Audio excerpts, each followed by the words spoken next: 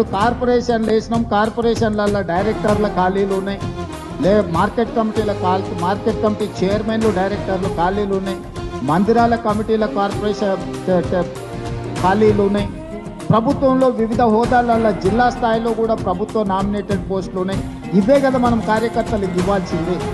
అందుకే 10 ఉమ్మడి జిల్లాల ఇన్ఛార్జ్ మంత్రులకు నా ఆదేశాలు ముఖ్యమంత్రిగా నేను ఏమిస్తున్న ఈ సమావేశం నుంచి అంటే మార్చి 10 తారీఖు లోపల అన్ని జిల్లాలల్లో వీటిని నియమించడానికి అవసరమైన లిస్టులు తయారు చేసి అన్ని క్లియరెన్స్ తీసుకొని ఏఐసిసి ఆమోదంతో అన్ని క్లియరెన్స్ తీసుకొని మార్చి 10 లోపల వాటి నియామకాలన్నీ చేపడితే కిందున్న శ్రేణులకు కూడా ఈ ప్రభుత్వం వచ్చింది, ఈ ప్రభుత్వంలో మాకు అవకాశం వచ్చింది, ఈ ప్రభుత్వం మనది అనే ఒక భావన ఉంటుంది.